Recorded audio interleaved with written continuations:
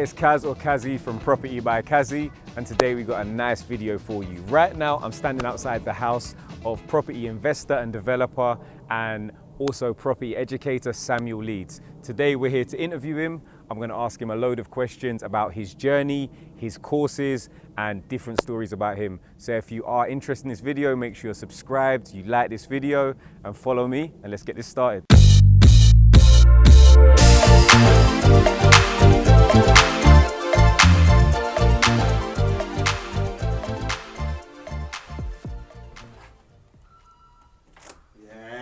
How you doing, bro? Good to see you, man. Good. Come on, bro. Hey, how you doing?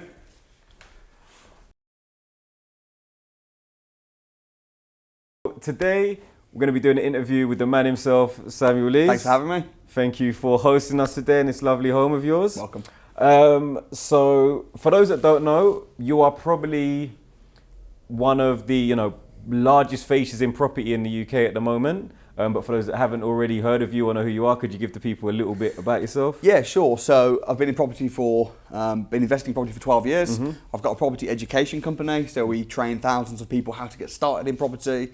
I've written books, got a YouTube channel, live in Buckinghamshire, got a beautiful family, 3 lovely children, and we're in my home right now. So, well, yeah, like I said, thank you very much for hosting me today. So in terms of, let's wind it back to 12 years ago. Yeah. Where did you first start in property? So I bought my first house in Bourneville, Birmingham, on the Merivale Road. Was that 12 years ago? Yeah. So you were 18. Oh, I like you working out the math. property. I actually wasn't 18. I'll tell you the story.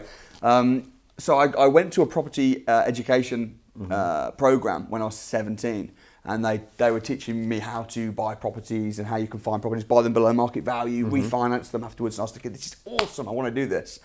However, I was only 17, so I thought, I'm too young to buy a property, I'm 17 years old, I've got to wait till I'm 18, and when I'm 18, I'll be able to get my first house. However, a few months before turning 18, I found this house that was really good, and my mortgage broker said to me, unfortunately, you can't get a buy-to-let mortgage until you're 21. So you've got to wait 4 years. I'm thinking I've just paid all of my paper round money going on property training courses, networking events. I've learned how to get properties. I need to get one. I can't wait 4 years. So my first property that I bought, I actually bought it age 17, but I put it in my stepdad's name, and he hosted it. But it was we structured it as a no money down deal. So it was put your money in, pull your money out same day. This was before. What late was that? Was that like a Together, or who was that? That was at Mortgage Express. Because Mortgage Express had that thing where once you've been approved, yeah, you could basically, they would write to you and say, look, as long as nothing changes in the next 6 months, you can borrow. I think it was up to like. Do you know what? I'm going to be really honest. You know when you turn a light switch on and the light comes on, you don't understand how it works. You just know you press it and it comes on. I'd gone to these training courses. I didn't understand what I was doing. Yeah. I was like, okay, so you can buy it and then you can refinance it. So all I need to do is find a property below market value. I was kind of learning as I was going. I was a teenager. I failed in school. So for me it was at that first property. I refurbed it myself with my mum. It cost us £2,000, and I literally learned how to plaster.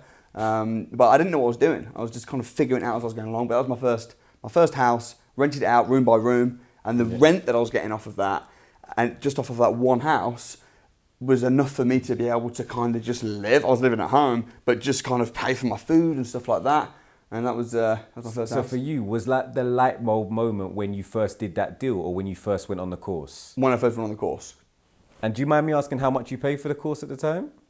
I went on a lot of courses. I think the first course. Or how much you invested in your property education, maybe, as mate, at that time. I think I don't remember I went on a lot of courses, but it was in the thousands. Yeah, and at that time when you were doing those courses and leaving them, did you?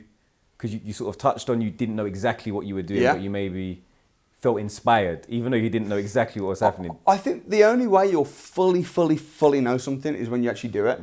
So I had enough information to go out and start finding deals, but until I'd actually done that first deal, that was when I was like, right, I'm going to do it again and again and again. But then the rules changed. Yeah. And suddenly everything that I'd learned almost like became void, because you couldn't do that by refinance same day strategy. So I was like, now I'm back to square one.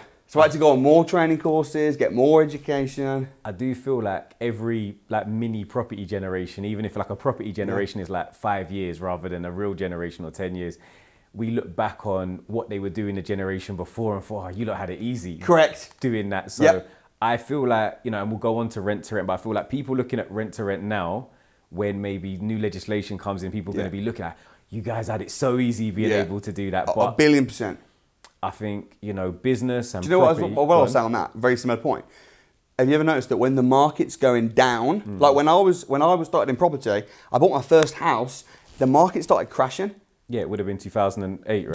2009. But that whole period. That whole period, the market's crashing, and everyone around me was saying, "Oh man, the market's crashing. It's a terrible time. Be careful," and all this. The market was going down, and everyone was struggling. But now in 2021, the market's going up.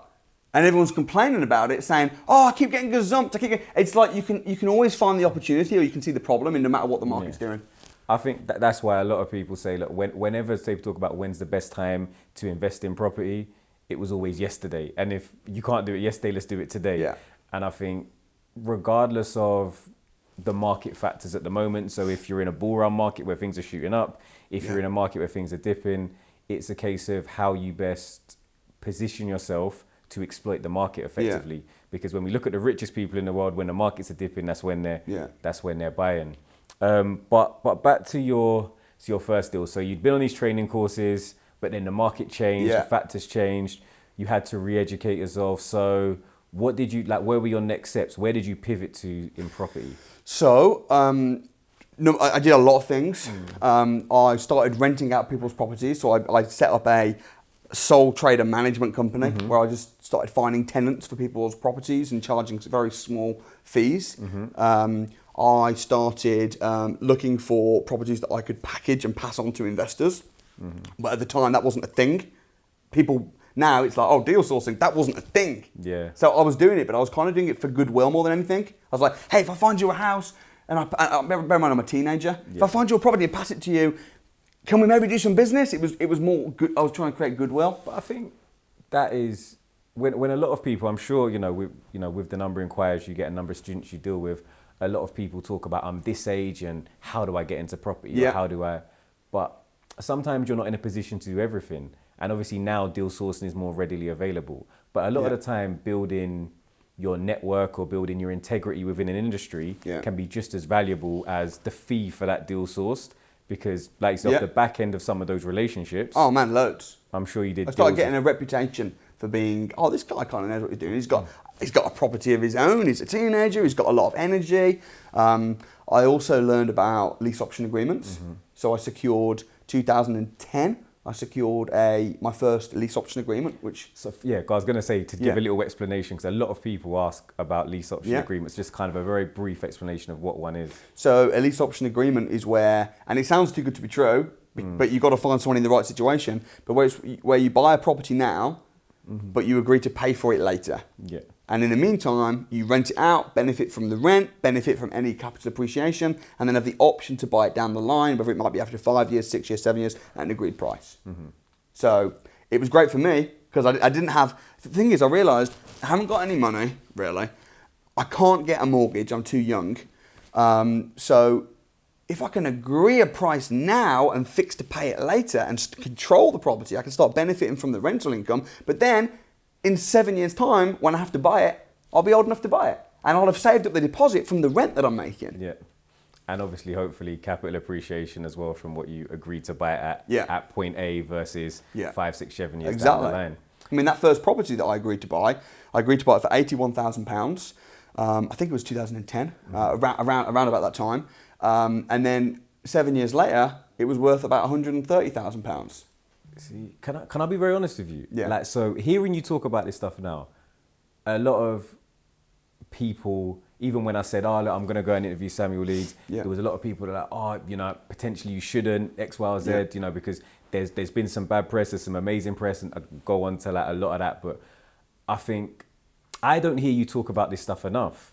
I know you probably do on your courses. Options? Like your actual history as a property developer. Dude, I talk about it loads. I feel like, but genuinely, when I talk to people or when people mention you, it's And I know obviously you've built a lot of training and we'll go on to the courses. Yeah. But I think honestly people would benefit a lot from just hearing, I know you probably do, I might have missed it in places, Yeah. but even more so, like, because a lot of the people that do reach out to you are reaching out to you at the age of when you were starting these. Like, You mean when if I talked more about like how to do early stage not stuff? even so.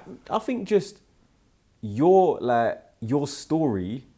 You know, what I'm doing now and what I'm saying. You know, a lot of the importance of that comes from how you got there yourself.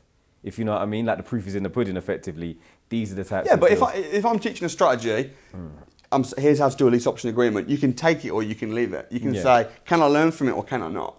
You know, so people sometimes say to me, oh, can you show me the title deeds of all your houses? No, and it's not like, even, no. not even there. That's what, because that's Absolutely literally not. when I was like when I was driving up here and I was like, I think I posted like I'm gonna be interviewing Samuel, any questions? And one of the questions was like, can you ask him his worth? And I was like, no, because that's not relevant. My net worth doesn't matter. That was, and people have asked me mine as well, and my response is the same. That my net worth could be something today, and tomorrow I could say, do you know what? I want to dispose of half my portfolio because I want to be and liquid. ultimately as well, like your net worth, unless you sold everything, you wouldn't know what it was. Because that's the other thing. It's an On estimation. Company's House, you could have an asset that you've bought for £500,000, but in reality, as soon as you get your planning, it's worth 2.5 million. Yeah. But on your books, it's still worth 500,000. You can have houses in your personal name and your company name and in all sorts. You the can thing have is, like, JV deals. People have obsessed over what have I bought, where have I bought it, what's it worth, what's it. But those people, I'm not going to be able to train them anyway. They shouldn't be obsessed with me. They should be obsessed with their own results. So I happily share certain things. Yeah, no, I think discretion. But ultimately, it doesn't matter what my net worth is or this is. I totally agree in that regards. That I think it is. What matters is how much value can I provide people in my teachings, in my YouTube videos, and then it's down for them to decide: is it going to work for them? What strategy should they do? And ultimately, I've got nothing to prove. You know, I live in a great house. I have a great family. Nice. I can attest to the nice house. I like the health and safety aspect. You know, even if a HMO officer came round and they saw that you had the sunken trampoline rather than the above ground one, what can I say, that's man? safe for the kids. What can I so say? They can see I live a good life, and I help a lot of other people. You know, I think I'm probably the only property education company out there that has as many success students every single week on my channel.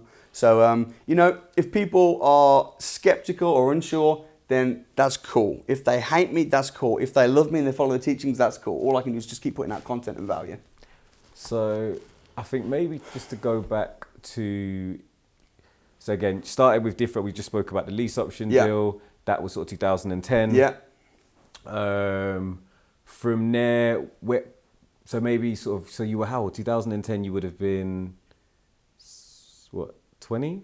I'm dyslexic, dude, but probably around about 19. Yes, it's maths. My maths were like, you know, it's pressure as well. Cameras are on. There's the pressure that, you know, in the comment section where you guys were both wrong and it was this age. But so it's 2010, like sort of 19. But like as you said, you couldn't really start investing until sort of 21 plus. So then after sort of lease options, where did you go from there? So when I first house at 17, a little bit of income off that, credibility off that. 18 years old, spent the entire year running around, learning about property, going on courses, immersing myself in the field. 19 years old, I think I would have been 19, got my first lease option agreement. Also borrowed some money. I borrowed a little bit of money off my grandma, £15,000, bought a little house for £66,000 in Bloxwich. It's now worth £120,000. And I think, when a lot of people initially say, like, how can I raise private funding, for example? I can tell you the story. But even I was going to say, I say to a lot of people, and I want to hear your opinion on this, but actually tap into your initial network, because the first person that's going to trust you is going to be somebody that knows you for you, knows your integrity, knows your credibility, and knows what you're doing. Although, the funny thing is, I found this deal because at the time I was like, just find the deal and the money will come. Yeah. You know, just get the deals. So I found this property in Bloxwich. I agreed to buy it for £66,000. I was like, boom, and they were like, right, now we need your proof of deposit. I ain't got a proof of deposit. We need your solicitor's details, your this. Yeah, broker's details, everything. I haven't got anything. So I had had to go and get it for the deal. And I think as we're putting yourself under that kind of immense pressure, most people wait for every traffic light to be on green before they actually drive. But when you just say, actually, I'm going to take action. I'm going to find a deal. I'm going to find even if you can't buy it yourself, you can package it and sell it. You can. Yeah. What's the worst that can happen?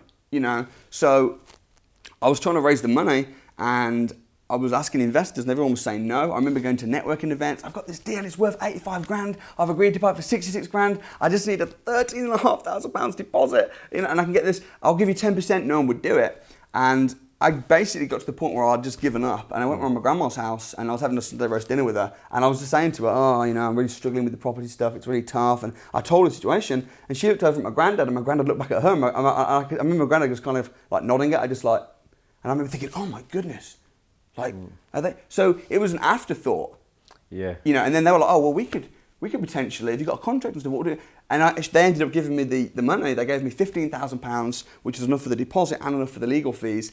I bought that house, gave them back 10% per annum.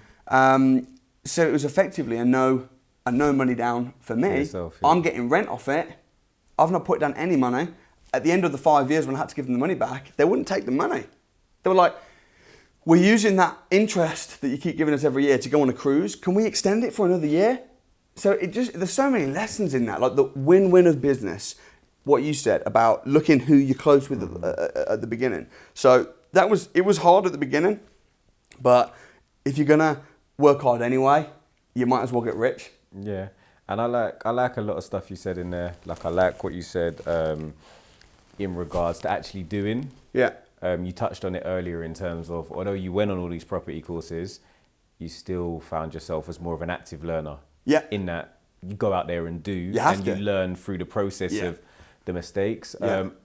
And I think, like I always say, like, when I speak to people, you learn a lot more about them. You're going to learn from somebody else or third parties. Yeah. And like different things that you touched on that I think, I say a lot of the time as well. So the deal speaks.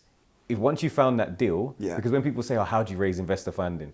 If you found a deal that's amazing, even if you have no credibility or no track record, if the deal is amazing, people have security because the deal's so great. Exactly. And I might have a lot of investors on my list that have got money and stuff. They're asking me for deals. If I've got a deal that sucks, I won't be able to get funding for it because the deal sucks. Yeah. So if you can get the skills to find the good deals, I wouldn't say the money will come. Reverse engineering the process. So you can have all the investors in the world, but you've got a rubbish deal, you're not going to get any money. But then, okay, so you don't have any investors, but you've got a great deal. Yeah. You'll get the money. And it's just kind of working it both ways. Yeah. Okay, so you went from that to sort of your first raising private equity finance. Yeah. What was next for you? So next was I mean, you don't have to do it deal by deal, but just kind of I'm not asking you to be like, right, then it was this house over here. We'll be here a while, right? We can literally just you can skip on to okay, this is... All right, okay, so broad brushstroke strategies and stuff like that. Yeah, of course, yeah. Okay, so at 19 years old, I started once I got that deal in Biloxich for my grandma's money, I got a few more lease option agreements. When my portfolio when I'm like, wow, this is real. I'm actually making a full-time salary off of property. This is my background is I'm Christian, so I was quite active in the church, and my church started judging me a little bit on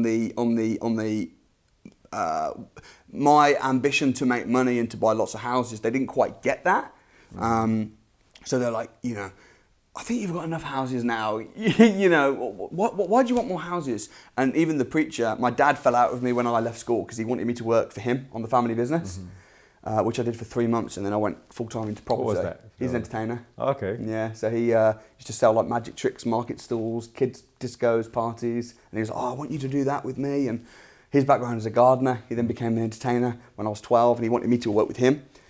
I did it for 3 months, and I was just like, I don't want to do this till I'm 67. I was getting paid £25 a day. So my dad fell out with me, and I got really connected to the church. And my pastor, who became like a spiritual father to me, when I was about 19 years old, and I was beginning to have success in property, when he'd be speaking at church on the pulpit, every time he mentioned money or whatever, money is the root of all evil, he'd look right at me and say it. And I began to get a bit of a complex about it. Or he'd say, a rich person getting into heaven is like a camel going through the eye of a needle. And he'd look at me, and I'd be like, oh. So I started getting a guilt complex around wanting to be a successful businessman. And, my church, not just the pastor, but a lot of people in my church, I felt misunderstood. I've been misunderstood my entire life. I've been misunderstood at school. I'm misunderstood when I started out in business. I've always been misunderstood. And my church, I felt misunderstood me.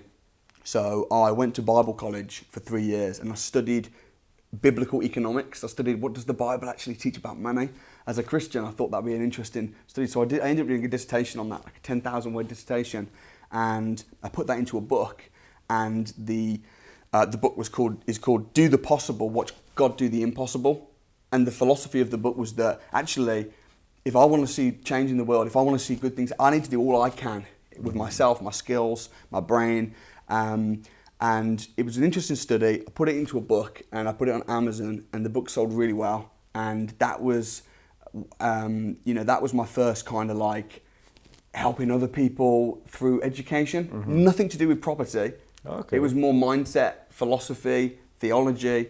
And then when I came out of Bible college, age 23, I was released from the guilt of making money. I thought, actually, you know what? If you've got a good product and a good service, you've got to make as much money as you can, but then be generous with your money, be generous with your knowledge, be generous with your skills. And that was when I became a machine, property machine. I packaged and sold over 200 deals. I became a millionaire from deal packaging. From deal packaging, yeah. Like, so between 23 to 25. Okay, yeah. Nice. And then the money that I was making, I was dumping it into HMOs across Wolverhampton, Birmingham, and listen, you can always compare your success to other people. But in my family and my community, it was like, damn, this guy's a beast. Yeah, compare me to somebody else, maybe not. But age-wise as well, I think it's always comparable 25. to what you're doing at an age. If you've hit that. Yeah. Again, trying to do 7 figures. Had to count the zeros quickly. Yeah. Hit the 7 figures at 25. It's really, really impressive. Thanks, man. And I think so. It was through deal packaging and then investing in HMOs. I think yes. It's a strategy that you still teach elements of it now. Yeah. Yeah. And I think that's really impressive. So I think definitely check out Samuel's channel. There's a lot of interest in. What is it? Samuel Leeds. My YouTube channel, yeah. YouTube, yeah. So check that out. I know you've got a lot of. Oh, I should point at stuff. My videographer's always telling me to point at stuff, but I'm really rubbish. So when you edit this, just put the link in the description, and we'll be good. Okay, so you went from there to doing the book. The book kind of opened your eyes to also your ability that you had an ability to teach, I guess. Yeah. Because that was your first interaction with actually teaching. Yeah. The writing of the book. And then you got into sort of, like you said, 200 package deals. Yeah. Investing in HMOs in, where was it? Wolverhampton, Birmingham, all areas now that have become Article 4, which is pretty great. much all the funnest areas are Article 4 now. Yeah. But and then so from there, 25, you're now, as you described yourself, a beast. Yeah. When did you get into teaching? When did you set up your... Yeah, great question. So I actually never intended to become a property educator, a property trainer. It was never on my agenda. 2014, I set up a company called Training Kings. And Training Kings was a place to network and bring together Christian entrepreneurs. Because I'd been so judged by my church, and I'd seen other people in my church who had an entrepreneurial spirit. And listen, you can see this this isn't just a Christian thing. This is within Islam and Muslims, within totally non-religious. It's just, we were talking earlier about the idea of, you saying in your community, a lot of people don't understand the difference between good debt and bad debt. All debt's bad. And the way I grew up in the church, it was like, rich people are jerks. Rich people are bad. And there was people in the church that had business brains and abilities to make money, but was subconsciously sabotaging their success because of stupid spirituality. And I'm like, I want to help these folks. I want to release them from the guilt and actually educate them that money isn't good or bad. Money is just a tool. And if you hold it with open hands and a generous heart, then go and make as much as you want. So I set up this little company called Training Kings. And I'm like, if you want to learn about business and you're a Christian and you feel a bit guilty about it, let me talk to you. And I opened it up, and I thought there might be 4 or 5 people that could come along and we could have breakfast together, but there wasn't. there was dozens of people that would, and I'm like, what? This is crazy. And my books sales got bigger and bigger. More and more people started coming, not just Christians, Sikhs, Muslims, atheists were coming because they're like, oh, this is interesting. There's something on this. And Training Kings, I set up 14 branches across the UK.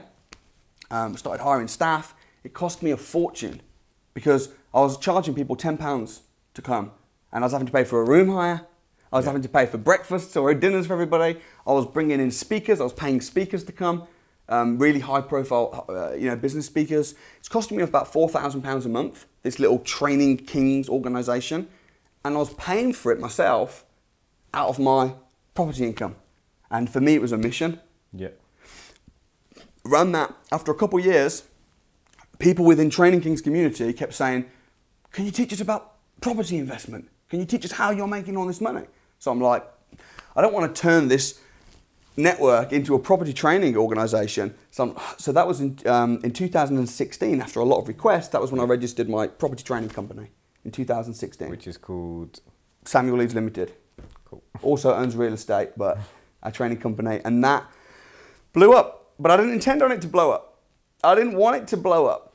Because I think that is the most common question that people ask about trainers, not just in the property field, but trainers in any field. So stockbrokers is another common one. There's a lot of trainers. People say, look, if you're making so much money in property or stockbrokering or as an agent, like why would you train people to be a football agent if you're so successful in your field? Yeah, and it's a valid question. And I guess so your response to that is that you didn't actually plan. No, I think my response to that is, firstly, stretch awkwardly in the camera to grab some water.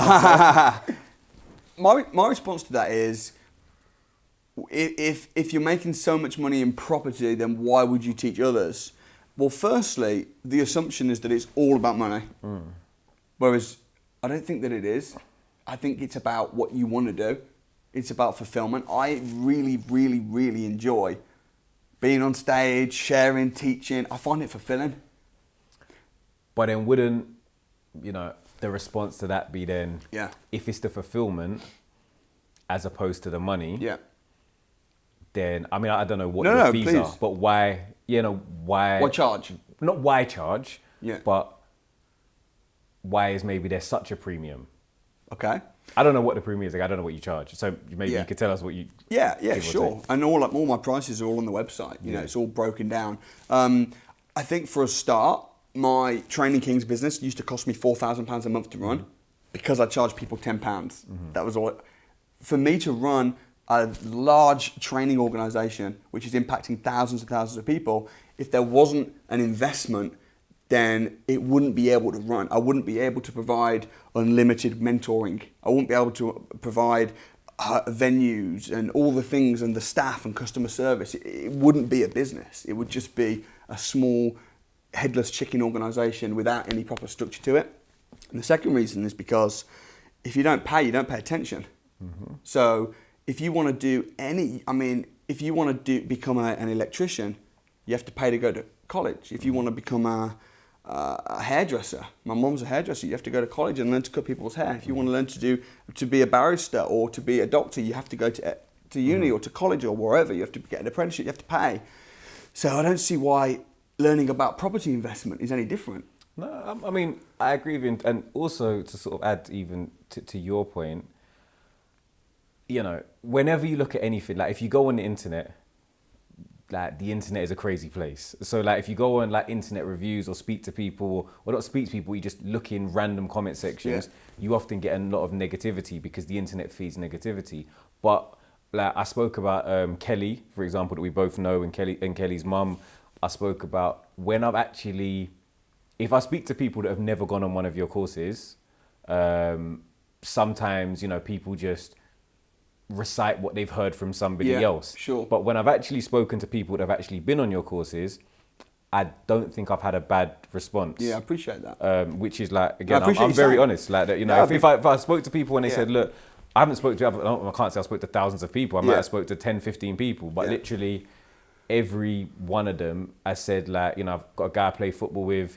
he's in one of your, training, so doesn't deal with you directly, but deals with obviously one of your coaches, and he said he's doing really well. He's got his first 4 rent-to-rents, and he loves it. What's his name? Actually, that's so bad. It's slipped your brain, bro. Name. Because I bet I know him. Yeah, I bet I know who he's gonna be upset as well. But because he's probably got a free plug for his rent-to-rent business. But I don't know. I'm gonna randomly find him and insert it. South Point Media is gonna do an amazing edit, and we're just gonna get a hologram of him sitting here and pretend he's with us. Guaranteed, I know him. Yeah, but he's had a good experience. Obviously, I said spoke to Kelly, spoke to a number of other people. Yeah, so I was with the 2 boys that I interned today, Nakai and Kai. And I was just telling them, look, I got to go today. Can't finish doing the second part of their sort of little training course today. And they were like, oh, what are you doing? I said, I'm interviewing. They were asking who, and I said you. And funnily enough, he'd actually been on a course with his dad and came down to one of your training courses. Cool. And he was telling me that, oh yeah, he took a selfie. Did he love it? He was excited. So when he said his literal words were, that's cool. And he said, he didn't have the picture, but he wanted to show me the picture that he took. So there are a lot of really positive stories that I've heard. I think that's why you have to experience something and then make up your own mind. And it's so interesting, with the media and stuff, because I've been fortunate to be able to work with different celebrities and people that are well known. I had an opinion on them before I met them, because I'd never met them, but I'd just seen them on TV or seen different things or headlines. But until you actually meet somebody, you can't really know what that person's like. I've had the opposite. I've thought someone's brilliant. I've met them and I'm like, man, they're a bit of a dick. Yeah. But until you actually meet somebody, you can't really know. So my advice to anybody that's thinking, oh man, I've heard some negativity about Samuel Leeds online, or I've read some bad comments, is okay, cool, man. Well, watch the videos, or if you want to come to the training, come to the training and make up your own mind. I think, because you have an initial 3 days. It's free. 3 days you can come down, and if you want to go further, it's up to you. And I think for anybody that's looking to get into property, I say to people that some people, certain training courses are not for them, just because they might be a really active learner. Like you mentioned, you're dyslexic, I'm dyslexic as well. I just found sitting, just different types of things. I just love going out there and doing stuff. So when people ask about my property education, it's me being on site, trying to work out which way round something goes. And my education, what I teach, because generally speaking, when you're doing property, most of my day in property is I'm on the phone, I'm calling agents, I'm doing negotiations, I'm on the computer working out what the GDV is going to be. So my training courses is the same. So when I'm teaching, it's not I'm dyslexic. I think I've got ADHD. I was terrible in school. The way that I teach is right, let me explain it. Here's how it works. Now let me do it in front of you. Someone pick an area, and I'll get on the laptop, get my phone, and I'll start doing it live. And then people will be like, whoa, that's pretty impressive. And I'll say, guess what? Now it's your turn. So the training programs... Wolf of Wall Street feel over there. The training programs are people doing it, and I think that's why... And listen, some people might come along and think it's terrible. That's their opinion. But most people that actually come through, they love it, because you're doing it as well as learning it together in a great environment. And that's kind of what my training programs are about. And of course, it's not for everybody. Yeah. And I think what you sort of touched on there about it's not for everybody is fine, because I'll shout at people. One thing that, not even just that, but one thing that I think kind of gets me a little bit about people's critiques of some training courses, if you go to university, you don't slander the university or the lecturer if you don't get a job afterwards. However, in the property space, a lot of people, if for example they don't get, they don't make the money they wanted to, the course was instantly rubbish. Whereas it could be down to how you executed what you learned on that course. Yeah, that's true. That's true. I think the only other side to that, to play devil's advocate, is I think because, not solely you, because I don't watch everybody's marketing of the courses, but I do think people are equally responsible for how you market the course. Yeah, true. So if you're almost guaranteeing somebody financial freedom, after, for coming on something. You know what, you can't though. I mean, every training program I ever do, if ever I'm making an offer, I even have a script that I read every single time where I say, this is an opportunity, it's not a guarantee. This is a process, it's not a promise. But I agree with And you. I think that's super important because if there's as much accountability then on the person taking the course as there is on the person delivering it. But if you false market, so you overpromise, and you don't even have to underdeliver, but if you overpromise and you're guaranteeing something, effectively what you're doing in that instance is mis-selling. So if you say, like, with all your courses, you do have clarity that, look, you have the responsibility to deliver for yourself. Yeah. And I think that's really important when it comes to courses. I agree. I think, every industry has got good and has got bad. There's good university courses, there's bad. There's good lecturers, there's bad. There's good cars and there's bad cars. There's good salesmen, there's bad. And I think that the training industry, especially the property training industry, there's good trainers, there's bad trainers, there's good courses, there's bad courses. I like to think that mine are awesome. And I think that again, not meaning to brag or anything, but my students, most people that are killing it in property, on YouTube and stuff like that, they're my students. That's just the facts. You're not. You've done everything. We didn't even know each other until a few months ago. But most people are on YouTube. The ones that are doing deals and even setting up podcasts. They're my students. And I have winners on a Wednesday every single week. My reviews are incredible. I've got 4.5 stars on average with thousands of reviews on Trustpilot, on Google. My students love me. Some at the start when they first see me on YouTube, maybe they're skeptical, but I'm not perfect. My company's not perfect, but I definitely try my best.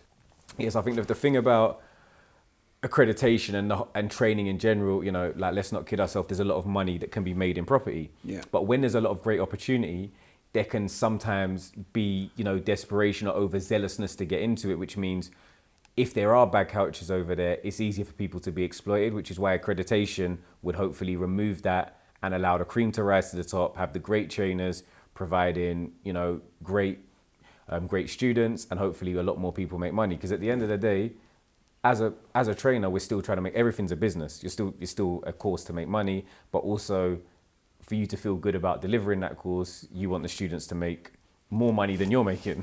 Of course, yeah, I agree. So, I think, so developments. You said in the last sort of 3-4 years, you got into some development. I have, man. I have. Juicy. Can you tell us about some projects you've been involved in? I can tell you about some projects. So some of it, as a developer, you can't necessarily publicise a certain site, especially if you're trying to get planning on stuff or, But a few years ago, I bought a castle. Okay. Which is 20-bedroom castle, Rubsford House. And that is an incredible project. We are currently trying to get planning. We've currently got planning for, I think it's 12 apartments and 4 houses, and we're trying to get planning for more to make more profit. So that's very, very exciting, and I could talk for hours and hours That's about always that. a nice stage to be at, where you've got something. So at least there's money to be made. Yes. And you're just trying to maximise your ROI. 100%. 100%. And that's why I love conversions, because you can go in you can kind of look at it and have multiple exit strategies. That worst case, we'll do a luxury refurb. Best case, we get this many units, and maybe you can start with somewhere a bit safe in between and then go back to them. You got it. So that's great. Exciting. I've also, even around this area in Buckinghamshire, I've got pieces of land that I've secured on options. I've actually reassigned some of the options over. I've got planning, reassigned the options over, and profited in the middle without even building. We've just secured an option just last week in Aylesbury, down the road. We've got a project in Yorkshire where we're going to be building an apartment block. We built 6 houses in Buckinghamshire. No, Lincoln. Last year, 2020, made a nice profit on that. So yeah, it's exciting, and for me, it's like that's where most of my ambitions fall now. Is more in the development side, building. That's a great segue to where do you want to go? Right, exactly. That's where I'm heading now. It's more towards bigger deals, development. Because what I realised was, if I've got 1,000 little buy-to-lets, actually, I shouldn't be growing that way. I should be growing that way. I should be getting into bigger deals. So over the last few years, I've been doing that. And just literally last week, I ran my very first training program called the Secrets of Property Development, which was an entry into property development where we talked about, adding value, buying properties with a garden where you can build. And I went over some different case studies, and it was great. We had a good turnout, and I think people It's always going to be less people that are wanting to do. Because of the barriers to entry, the Because of the capital barriers to entry, requirements. 100%. And I even said on the course, I was like,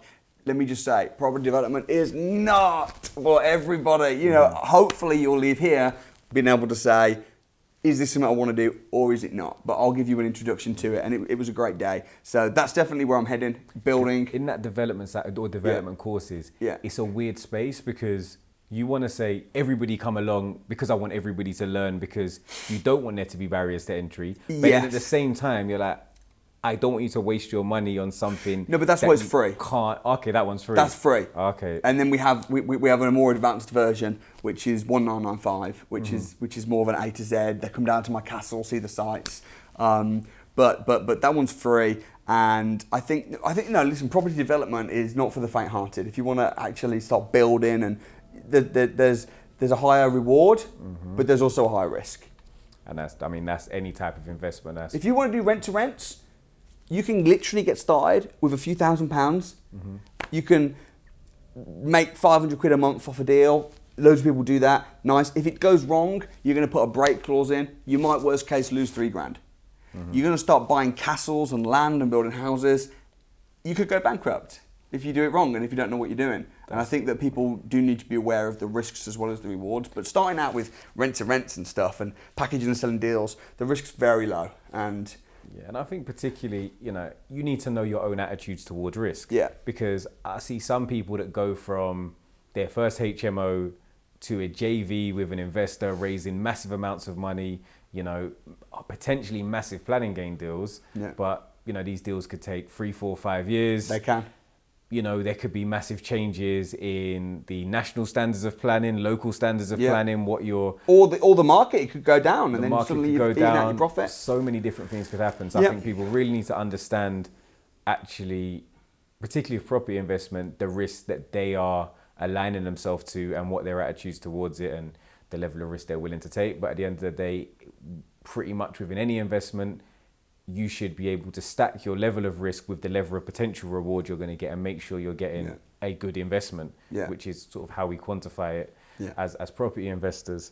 So I think we've kind of had a good full circle view of Samuel Leeds, of where you came from, what you're doing. I think, if you're watching this on YouTube, if you do have any other questions, Samuel's now following us. He confirmed. We checked his phone. So be in the comments, potentially can answer any further questions. And for people that want to find you and ask you more questions, where can they find you? Just Google Samuel Leeds or search Samuel Leeds in the YouTube thing and you'll find my channel. And Instagram, Samuel Leeds Official. There we go. So that's it. If you've enjoyed this this interview / this podcast with Samuel Leeds, make sure you are subscribed. You do like the video so we know you like it and know what type of content you want to see. Thank you very much for coming on. Thanks, bro. And I'm sure we'll catch up soon. Yes, for sure.